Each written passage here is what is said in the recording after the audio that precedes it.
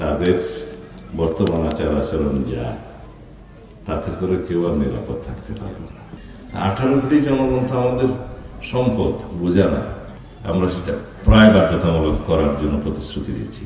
শুধুমাত্র ডিগ্রি অর্জনের জন্যই বিদ্যালয়ে যাওয়া হবে না, সবাই শতভাগ শিক্ষিত। এটা বাংলাদেশের মধ্যে একটা অনন্য উদাহরণ। আমরা সিটিজেন হিসেবে সবাই বাংলাদেশি, পাসপোর্টে আমাদের লেখা আছে, সাংবিধানিকভাবে আমরা বাংলাদেশি। অন্য কোনো পরিচয় আমাদের থাকতে পারে না। যার যার ধর্মচর্চার স্বাধীনতা, ধর্মীয় স্বাধীনতা নিশ্চিত করার জন্য সংবিধানেই লেখা আছে, সেটা নিশ্চিত করতে হবে, সেটা আমাদের অঙ্গীকার। সমস্ত উপাসনালয়ের যে স্বাধীনতা, ধর্মীয় আচার অনুষ্ঠানের, সেটাও সংবিধানে লেখা আছে, সেটা আমাদের নিশ্চিত করতে হবে। আমরা করেছি আমাদের সকল সময়। একটা স্কুল আছে সমৃদ্ধ, হাসপাতাল আছে, চার্চ আছে, সবাই শতভাগ শিক্ষিত। এটা বাংলাদেশের মধ্যে একটা অনন্য উদাহরণ।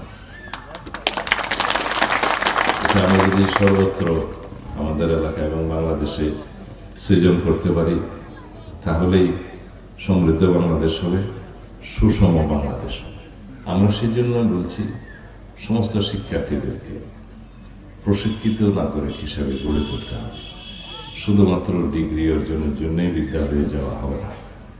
সেই জন্য আমরা আরেকটা তৃতীয় ভাষা শেখার কথা বলছি আমাদের সন্তানদেরকে। আমরা সেটা প্রায় বাধ্যতামূলক করার জন্য প্রতিশ্রুতি দিচ্ছি এখন ম্যানিফেস্টোতে, যাতে কর্মসংস্থানের সুবিধা হয়। কেউ অ্যারাবিক শিখবে, কেউ জাপানিজ শিখবে, কেউ ইটালিয়ান শিখবে, কর্মসংস্থানের জন্য সুবিধা হয়। 18 কোটি জনগণ তো আমাদের সম্পদ, বোঝা না।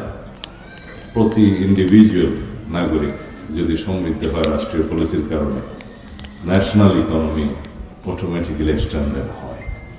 আমি বিশ্বাস করি যারা আপনাদের এখানে 93 সালে সম্ভবত উপাসনালয়ে এখানে হামলা করেছিল, আক্রমণ করেছিল, তাদেরকে আপনারা চিনেন।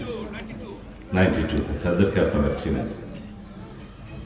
তারা যদি রাষ্ট্রের ক্ষমতায় আসীন হওয়ার মতো কোনো দুর্ভাগ্য হয়, তাদের বর্তমান আচার আচরণ যা, তাতে করে কেউ আর নিরাপদ থাকতে পারবে না।